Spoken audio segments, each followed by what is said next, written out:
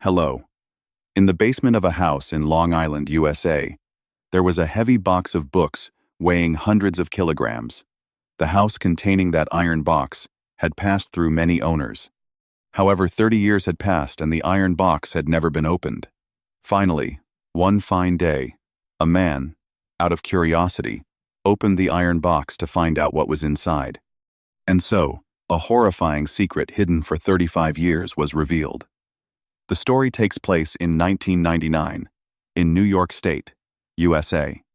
New York State is located in the northeast of the United States, one of the most economically developed states in the U.S. The story today takes place on Long Island, an island located in southeast New York, USA, in Nassau County. There was a homeowner named Ron Cohen who had lived in the town for 9 years. One day, in 1991, Ron Cohen intended to move elsewhere. While cleaning his house, he accidentally found an iron box, something he would never forget for the rest of his life. Next, we will.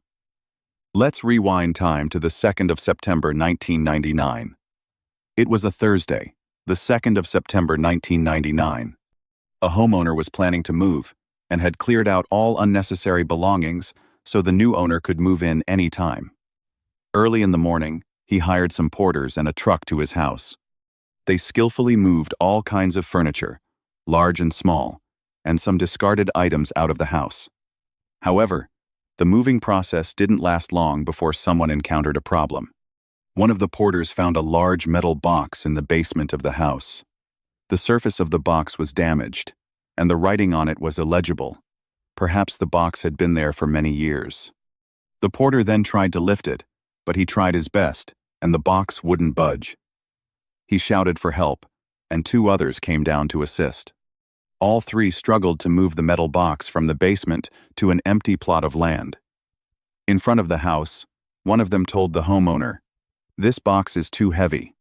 We can't lift it onto the truck for you. We can only bring it here for you to figure out how to handle it yourself." He didn't realize when he saw the box that it was in the basement. When he moved into the house 9 years ago, he wanted to get rid of the box to avoid it getting in the way, but it was too heavy and he couldn't move it, so he left it there for 9 years. The more he thought about it, the more curious he became. He really wanted to see what was inside that made the box so heavy. He grabbed a crowbar, went back to the empty space in front of the house, and tried to pry open the lid. As he pried the lid open, a foul stench assaulted his senses, making him dizzy. He glanced inside and saw something dark. However, driven by curiosity, he endured the stench and looked closer. He saw a shoe and a hand inside. Terrified, he recoiled a few steps. He ran straight into the house and called the police. Soon after, the police quickly arrived at the scene. Upon arrival, they set up a barrier around the container to prevent curious onlookers from approaching. The appearance of the container shattered the town's tranquility. Curious people flocked to see what was happening. Preliminary public opinion suggested there was a corpse inside. Wanting to destroy evidence, the police didn't dare act rashly, so they took the entire metal container to the laboratory. The container had a capacity of approximately 208 liters and weighed about 160 kilograms. It took the laboratory technicians nearly 3 hours to remove everything from the metal container. Inside the container was a woman. She was neatly dressed, but in an outdated style, similar to what was fashionable decades ago. The trash can contained many black and white spherical plastic pellets, and inside were several green liquids. The liquid was found to be plastic cups and other items submerged in it. A handbag was also found, containing a makeup box, a strategy, an eyelash curler, an address book, 2 metal rings, one with the letters MHR on it, and a metal necklace with the words "To Patrick" on it, the coffee class. Among these pieces of evidence, the most important is the address book.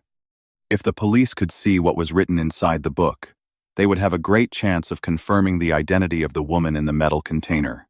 However, the book had been submerged in liquid for many years, so soft that a pen could be used to pierce it, making it very difficult to retrieve the contents. Forensic examination determined that the victim still had a 9-month-old fetus inside her body.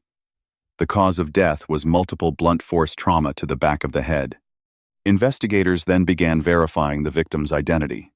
They searched for a petite, approximately 1.5 meter, tall Hispanic woman among missing persons across New York State. However, such a screening process was clearly insufficient. There were too many missing persons matching those two characteristics. Therefore, the decision to shift the investigation's focus was based on the evidence inside the metal container, which still had an identifiable serial number and the name of a chemical plant. Police then traveled to New Jersey, where the chemical plant was located.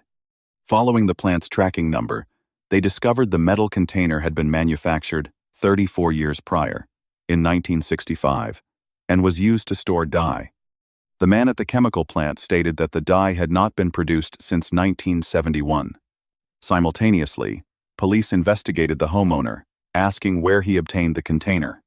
He explained that when he moved into the house 9 years prior, in 1990, he found a very heavy metal container in the basement. He tried to move it but couldn't, despite being curious about its contents. However, upon seeing the chemical symbol on the container, he abandoned the idea of opening it. He appeared calm and didn't seem to be lying, so the police ruled him out. Excluding him from the list of suspects, the investigation revealed that the house had gone through a total of 4 owners. Through connections between the last owners, police confirmed that the container had been occupied by the first owner in the 1960s, Howard Belkins, who is now retired and lives in Florida. Police contacted elderly neighbors to inquire about the first owner of the house. They stated that LP owned a company and ran several plastic product companies in Area A8. When police heard this, they immediately thought of a large quantity of granular material in the metal container made of plastic, and whether the first owner, LK, owned a plastic product manufacturing plant. They wondered if there was any connection between these two. From these suspicions, police traced the information and discovered that Kim had been a shareholder in a company that mainly produced plastic flowers, artificial grass, and decorations in the 1960s. They also learned that at that time, the plastic factory had also purchased a batch of medicine. The dye was sourced from a factory in Newcastle to color plastic grass, plastic trees, and other cosmetic products. Information about the woman found in the metal container spread rapidly through the media. Shortly afterward, police received an anonymous call from someone claiming to know some secrets about the container, which was used to hold chemicals. Although he didn't know who was inside, he knew of a man named Elkins, a shareholder in the plastics factory, who had a romantic relationship with a woman at the factory in the 1960s. Coincidentally, this was the same person the police were investigating. This further strengthened the police's belief based on the evidence they had gathered. At that time, Elkins was 70 years old and retired. He no longer lived in New York, but had moved to Florida a long time ago. Upon seeing the police, he was uncooperative but reluctantly invited them into his house. The police showed him a photograph and asked if he had ever lived in the house before. "Did your factory ever use a dye vat like that?" He replied. "My factory never used a vat like that," the police continued. "Have you ever used blue dye in your factory?" Loki replied that his factory never used dye. They didn't need chemicals. We all know that before meeting Loki, the police had conducted a very thorough investigation into his company, but his answer completely contradicted the police investigation results. Clearly, Elkins was lying. The more he denied it, the more the police felt that he was the person they were looking for. The police continued. "You've had an affair, unexpectedly." Elkins actually admitted to having an extramarital affair, but said it was only a relationship from over 35 years ago. So long ago that he had even forgotten what the other person looked like. Then, the police took out a DNA sampling kit. Notably, at that time, DNA testing technology was not yet fully developed. This has been very helpful in the criminal investigation. If Elkins's DNA could be obtained, it would be possible to know if the fetus in the box belonged to a woman with a Elkins-like appearance. So the police asked Elkins if he could provide them with his DNA sample. After hearing the question, Elkins felt the police's request was unreasonable. so he asked the police to leave the house. At the laboratory, the recovery of evidence from the box was still underway. After hard work, the technical staff of the crime lab successfully recovered some information from the contact list. They discovered that the second line of one of the pages clearly stated Mr. Elkins, followed by an address and phone number, but they couldn't contact her. Also, on another page of the address book, there was a name, Kathy, I'm leaving, and a phone number below. The police tried to contact her, and luckily they reached the owner of the phone number, Kathy. The police described the whole story to Kathy, and after hearing it, she immediately pointed out, "The pregnant woman in the main box is here." She said Reyna was from El Salvador, over 35 years old. Before, she was an English teacher at a foreign language school, and Reyna was a student in her English class. Because they were the same age, they were very close. In 1966, Reyna, 26 years old, came to New York alone from El Salvador. She rented an apartment from a local and lived there alone. It didn't take long for her to get a job at a plastic flower company. And what's more, she had a great personality and always asked her parents back home for their opinion before making any decisions. She was very new to shopping and dreamed of one day becoming a U.S. citizen. Key said that before disappearing, Tina told her that she was pregnant, but never revealed who the father was. She only knew that the man was married and had 3 children. Kathy was asking if he would marry her, and Reyna replied that, of course. She continued to tell the story about one time. Reyna called her and told her that she had discovered the man had no intention of marrying her. That evening, not knowing what to do, she called his house. Unfortunately, his wife answered. She then told his wife about the affair and the pregnancy. After the call ended, the man called back angrily and even threatened to kill her. Terrified and confused, she called her friend to confide in her. After hearing the call, her friend was very worried about Reyna and went straight to Reyna's house. Upon arriving, she found the apartment unlocked. She ran inside, searching for Reyna, but found no one. She waited there for 3 hours, trying to contact Reyna in every way possible, but couldn't reach her. Therefore, she immediately went to the police station to report the incident. At that time, fearing it would affect Reyna's reputation, she didn't tell the police about her lover. Reyna threatened to kill her over the phone, but the police at the time only thought Reyna was just shopping somewhere. And in the end, her disappearance remained an unsolved case until more than 30 years later, when the truth was finally revealed.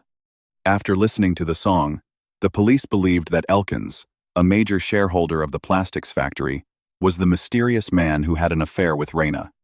That night, he lured her to the factory and took her money.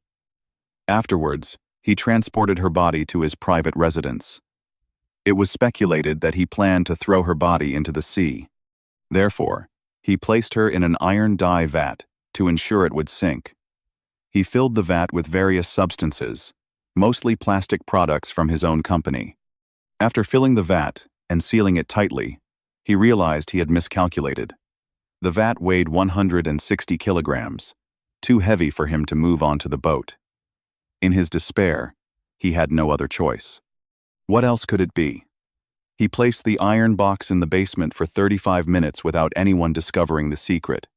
If it weren't for the 4th homeowner, a curious neighbor, who peeked near the iron box, the secret might never have been revealed to the public. The police then listed Elkins as the #1 suspect. They quickly obtained a DNA test. When the police arrived at the house to collect the DNA sample, Elkins's wife said he had disappeared. He was eventually found dead in the garage, sitting in the back seat of the car. Blood was splattered all over the seat, and a gun was found beside him. The police determined it was suicide, not intentional. After taking his DNA sample, the results matched the fetus with 99.93%, confirming the police's suspicions. At that point, everything came to light, but because LP was dead, the true details of the case could not be known. A reporter named Oscar Corral recounted the case later. When the truth was revealed on the New Day website, he also tried to go to El Salvador and measure to search for the victim's relatives. Finally, he found Reyna's mother, who was 95 years old at the time. Upon hearing the news that her daughter, who had been missing for 35 years, had found her, she clutched the password, her greatest wish being to see her daughter again. Reyna paid the price with her own life for the love triangle. On the last page of the address book, there was a line of text, possibly written by her own hand for Elkins, words revealing her helplessness and despair. Don't be angry with me for telling the truth, and see you in the next videos. Goodbye.